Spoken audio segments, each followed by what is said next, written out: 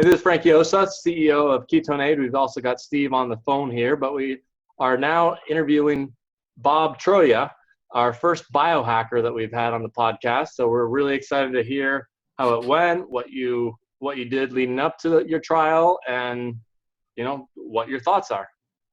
Sure. So I know a lot of previous people you've spoken with were high performing athletes, and they're using it to sort of look for an improvement in their athletic performance. We decided to go in a different direction and see if we can use the ketones to improve cognitive performance. And so being a self-quantification geek and data gatherer, I put together an experiment where I was recording a bunch of baseline cognitive tests to kind of establish those baseline scores. And then I would take the ketones on, say, a week later and record not just my glucose and ketone response over the course of 2 hours and some blood work as well, but also check my performance on the same games to see if there was any noticeable difference. And if so, in what areas in particular was there a change? Right. And why don't you give us your handles, your Twitter handles and your Instagram?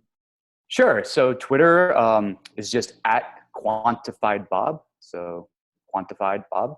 And Instagram is the same thing, Quantified Bob. And then that's also your website as well? My website is just as easy, quantifiedbob.com. I post a lot of self-experiments there, a lot of data. I share a lot of my own data. Yeah, I got sucked into your blog, and I rarely do. I just kept on going deeper and deeper when I first heard about you.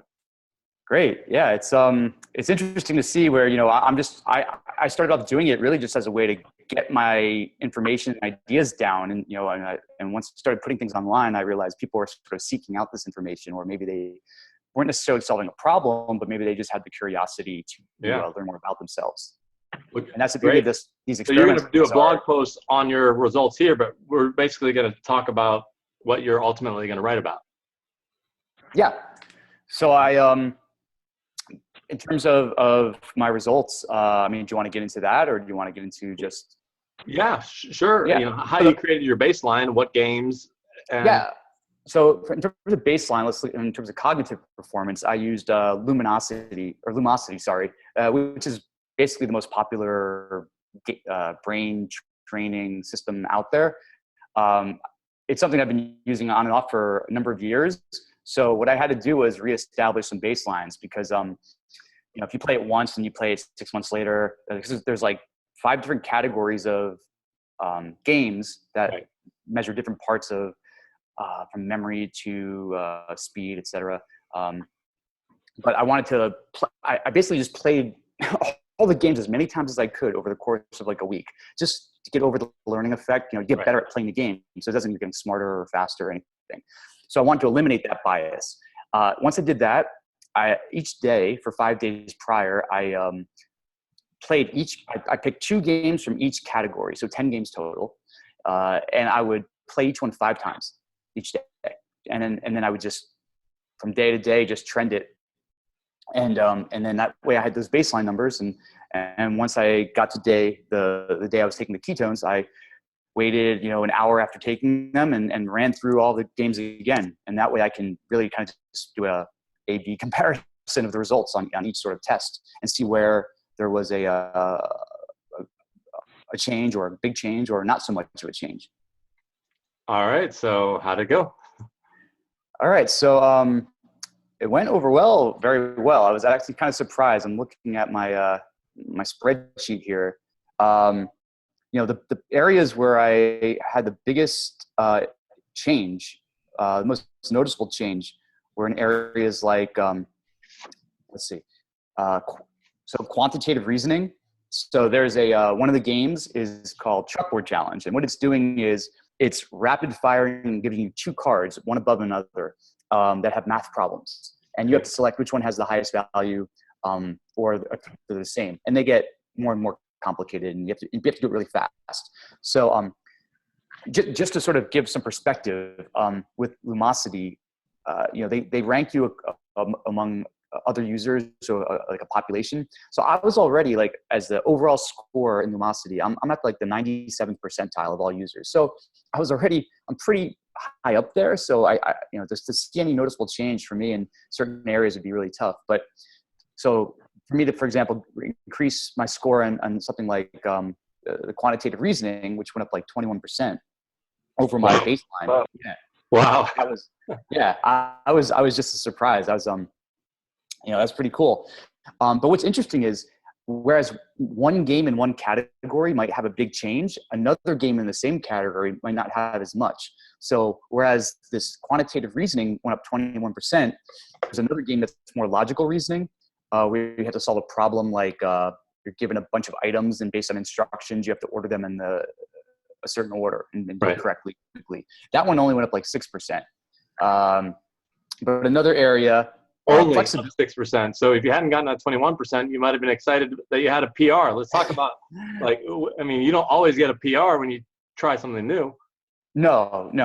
And, especially when you play it 5 times, what I've noticed would be if I play something 5 times, certain games or activities, maybe the first time you play it, you're around your average or below your average. And then you might over time, like you kind of just get tired. Your brain gets tired, and maybe your scores go down towards the end, but you're averaging it all out. Your overall average might change. 5 games in one session, not 5 games over 5 days. Right. So like literally every day I would play, there's 10 to 50 games total, right? So 5 times 10.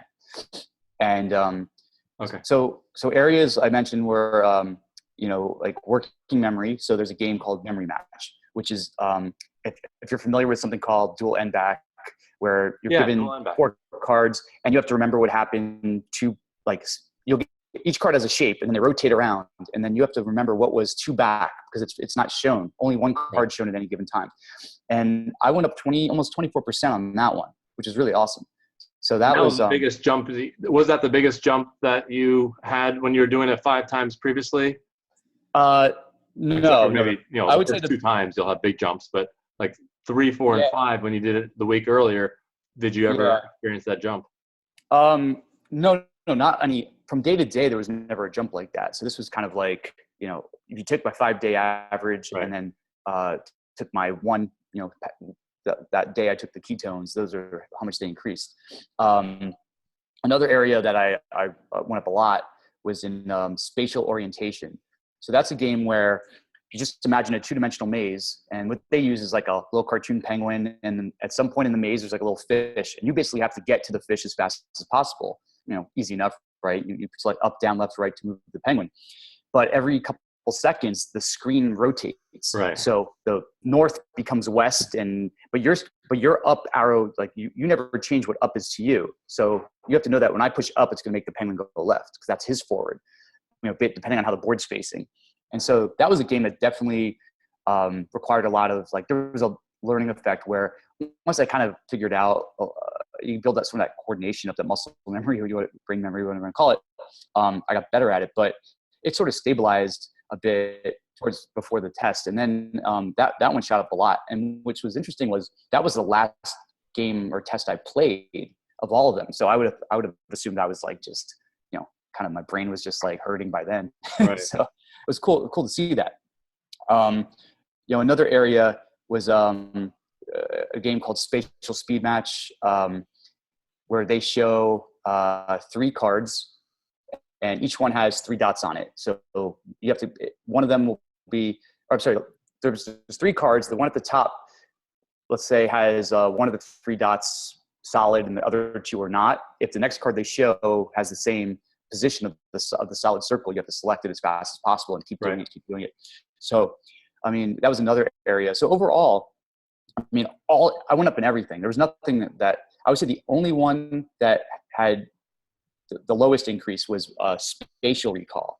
So there's a game where they give you a matrix, like a grid, and it could be like 8 by 8, 9 by 9, 12 by 12, and within it there will be a certain number of them will light up, and so it'll be a pattern that you see within this grid, and then it'll sit there for a few seconds, and then it will just disappear, and then you have to remember, like by touching all the squares, like which ones were lit up just now. So that one I had the least amount of. I went up, but it was only like less than 2%. Okay. So which was kind of interesting. So I can't wait to see this in graph form and chart form, so you can kind of Yeah. see, here is your I can 5-day show. increase, and then, skyrocket. Do you plan on putting it in a chart? Yeah, that's what I'm working on now. I've got all the That'd be great. data. I'm just finessing it. I mean, I've got some stuff. I mean, I could screen share something. Sure. But let's see. What about on qualitative? Did you feel any difference after taking the ketone? Did you feel like you were doing better?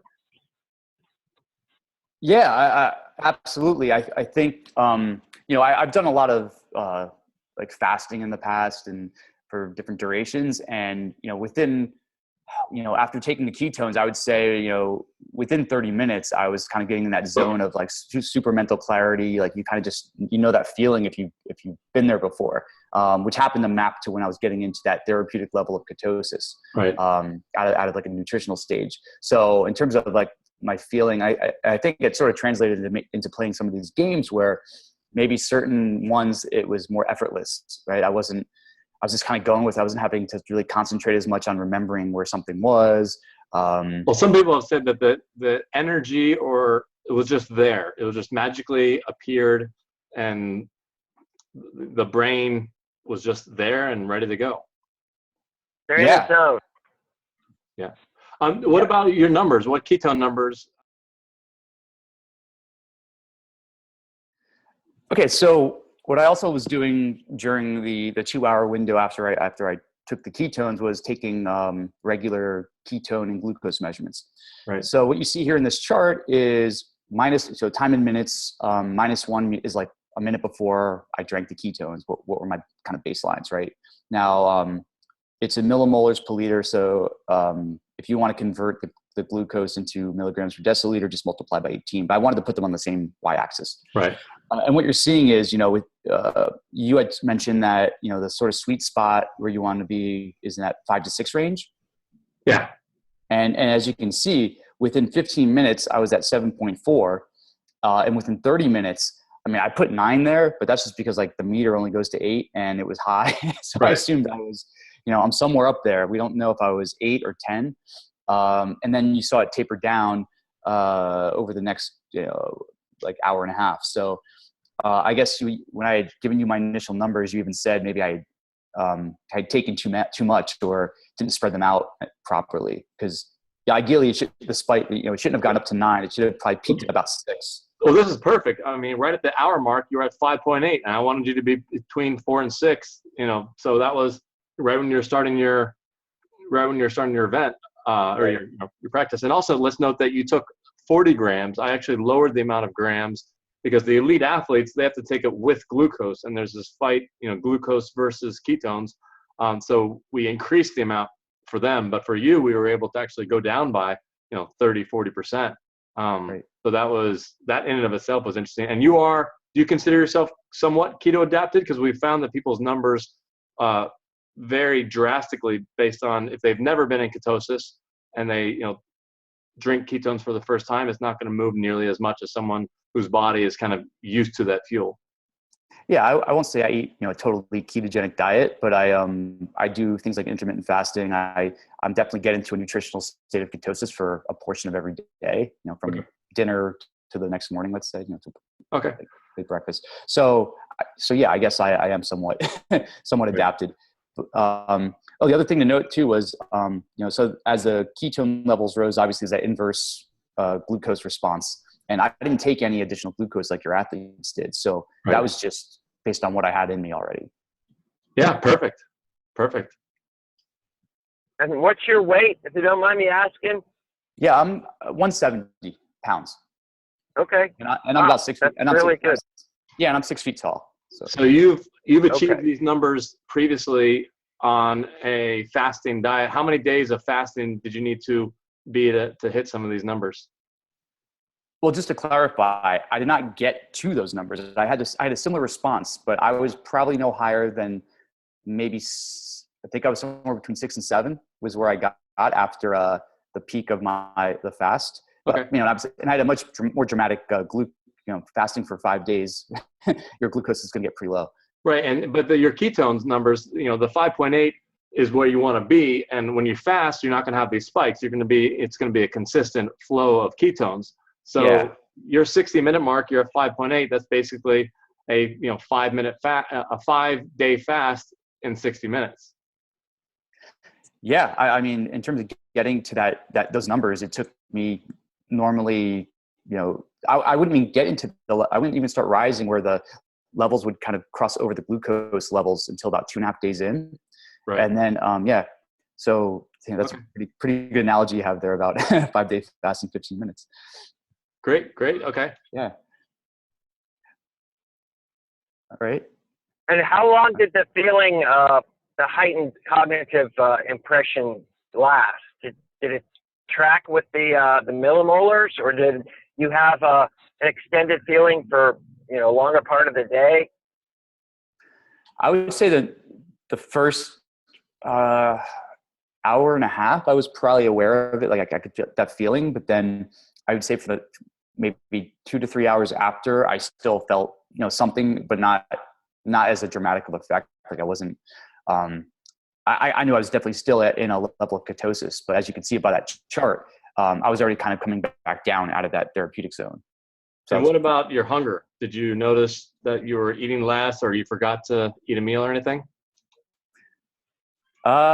Actually, yeah. Because I think I ended up going to the gym. After I finished the test, I had a bunch of work to do. I'm trying to think I probably didn't even eat again until after my workout. Yeah, we found people forgot to eat. Like, oh yeah, just like you're saying, I forgot to eat. So did you do it? And we should have prepared for this before, but did you do any tests the next day? Any of the brain tests? No, I didn't do the full battery again. No, I didn't. So Did you do any of them? Not yet. Today I'm supposed to do another set because now Okay. I'm on a regular because the regular training schedule, you're supposed to just do it 3 days a week. Right. So the battery of 10. Yeah, I mean, it takes me about an hour to go through all these tests. So right. Well, the reason I asked is we did have one other biohacker that did it, and he said the next day he also had a PR. So something was like as if it had fueled his mitochondria and changed things, so that the next day he was to have another PR the following day, but not 2 days, 3 days later, but that extra 1 day later it had rewired him or something. Huh. Yeah. Yeah, that's I should have asked you to do that. Did you do any other tests? Like, did we do a breath hold or anything like that?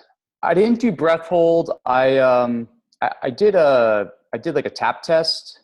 Those CNS tap tests where you basically have your palm on the table and all your fingers except for your index finger, and you see how many times you can tap in like 10 seconds. And it's like I've never heard of that. It's a correlation of your central nervous system, like how your readiness. It's just called the CNS tap test. I mean, you could do it with a stopwatch. There's even like an app where you can just tap on your phone's on a table and you're just tapping on your fingers are on the table and you're just tap as fast as you can. And I don't know if it correlates necessarily with the ketones.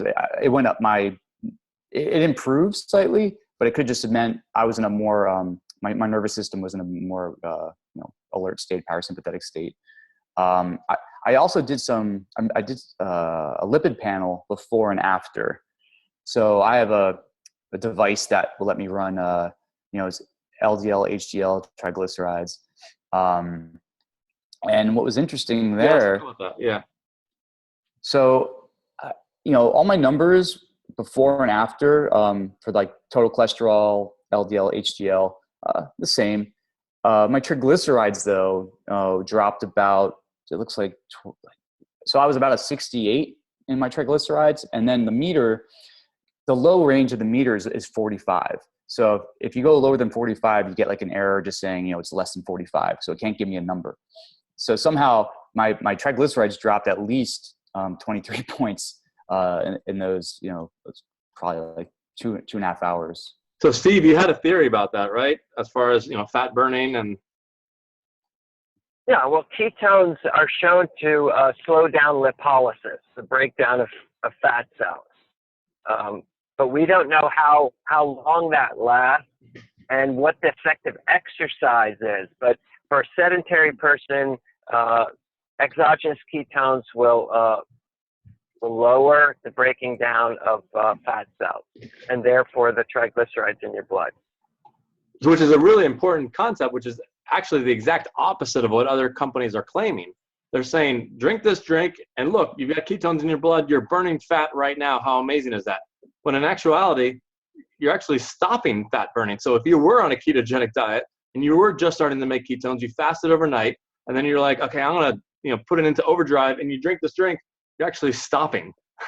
You're stopping what your body was successfully doing, which is burning ketones. Now, the comeback to that might be, well, that helped me skip a meal and then therefore extended my fast and then burned, re-triggered burning fat later on, possibly. But, it's very consistent with what we've seen and the message that we're trying to clean up out there, that it doesn't immediately create fat burning. On the other hand, we have found with the elite athletes that their trajectory of where their ketones should be after 1 or 2 hours is much higher than it should be. And one team doctor said, wait a second, if they're not going to be taking all this glucose, where is it coming from? And the only place that we can think about is that we can rationalize where the energy is coming from is fat. So possibly at first it'll stop your fat burning, but then an hour or two later it might re-trigger or increase the fat burning that you might not otherwise be able to tap into if you're not a keto adapted athlete. So it's real confusing. Except for the big variable is exercise, and metabolically, when you start exercising, everything changes. So that's an area that we have to do more research in. So you said you went for a workout afterward, and don't feel bad saying that it didn't work and you were bonked, and because I would expect it, if you don't have the glucose beforehand and your glucose numbers were rammed down, that you might be even more tired in your workout. I mean, no, I didn't bonk out or anything. It definitely wasn't like, I didn't go super hard. So it was kind of just a moderate. Okay. So you didn't notice any boost. You didn't notice, it was just the same. And I mean, I probably eked out a couple extra reps here and there, but I don't know. Okay. I can blame that just on gaining strength, or is there a direct correlation? But there wasn't like a lack of energy by any means. And what about the end of the workout or the next morning? I mean, you didn't work out probably hard enough that you normally would have been sore, so nothing there. But afterward, was there, hey, I could have gone for another hour, but I've got an appointment to go to type feeling? Yeah, I mean, I wasn't in terms of like, you mean like DOMS or anything like that from muscle soreness? Just after the workout, whether how you normally might feel after a workout. Some people have reported that after a workout, they say, hey, I could have gone for another 2 hours. Whereas normally they'd be exhausted at the end of the workout. Whether you felt anything different. I mean, I felt pretty good. I mean, usually certain workouts like that particular one, what I do afterwards, I actually jump into an infrared sauna for like an hour. So I'll just sweat even more. So, and I rehydrate and everything. You take the niacin when you get in that sauna every time? I saw that. Not every time. Blogging. Yeah. I've done some long, like 30-day detox, mobilizing toxins and heavy metals and stuff. Then there's a technique around using niacin. This is just more, just to kind of clear out, get my, I'll stand on like a vibration plate for like 6-7 minutes, get my lymphatic system going. I'll jump in the sauna and just sweat it out for a bit. Wow, This feels great. Had you planned in advance to do that workout, or did you just spontaneously feel like working out after the Luminosity? I would say it wasn't directly after. So like the workout was probably a good, 4 hours later. So I don't know, I was probably thinking about doing a workout all day. When you do it in the morning, you get it over with, but when you don't do it in the morning, you're thinking of like, after work or after, in the evening, I have to go do it. But I just went and did it. Maybe I felt like I had the energy and I just need to do something to, Yeah, and the reason I mention it is in a small trial with diabetics, they all reported a spontaneous desire to engage in exercise, which is really stunning because one of the hallmarks of diabetes is a chronic fatigue. And all of them, said, wow, you know what? I really feel like I could go exercise. For me, the first time I took it, I I had to go outside and walk. It was like I had this energy, and I just couldn't sit still. So to Yeah. wrap it up here, you know, as a biohacker, you probably have tried all the different smart drugs out there, and you know, how does this compare to all those things? And you know, have you ever had a supplement do anything, or a food do anything like this before? Yeah, I mean, I've tried different forms of nootropics, and coffee is I also call that my favorite, but it's but in terms of like their acetams and different things that are out there, they don't respond to me particularly well. Like I've tried different ones or different combinations or different stacks, and there's only been a few things that really do much for me. Whereas I definitely I would say the effects of the ketones for me definitely outweighed any of my nootropics. And again, it's the only other time I've been that close to it would be when I've done some like extended fasting, where it actually carried over to like sleep, where my like dreaming and all that was like more vivid than I could remember. What about the day of the Ester? Did your dream? How are your dreams, and how was your sleep? Anything different? I think I probably had fewer sort of interruptions. I think to look at my data from that night, but it's I'm trying to think. If you don't know, like it wasn't a huge difference. That's fine. I mean, I'm just wondering like how long, because I did this in the morning, right? And so by the next evening is how long will that carry over? I guess I'm not aware of the duration of what was taken, like how long the effects would last. Because I looked at the numbers and saw how the peak and taper happened on my graph. Even apart from the numbers, there's other things going on. There's a lot of other things going on, and people have noticed a better sleep, more fresh in the morning, and other things like that. Have you tried other ketogenic products? I mean, is there any comparison? Do you get some effect? I've done other things. I've taken like there's some salt-based ones out there, like in packets that you can mix in a drink and just sort of take. But I think it's like you'd have to drink a ton of that to get to what what your product had, because I just think it's a different level of ketones. So you'd classify this as the real deal? Yeah, definitely the real deal. Now, I mean, where I can see from the from the mental cognitive standpoint, and to make it, maybe to equate this somehow to athletes.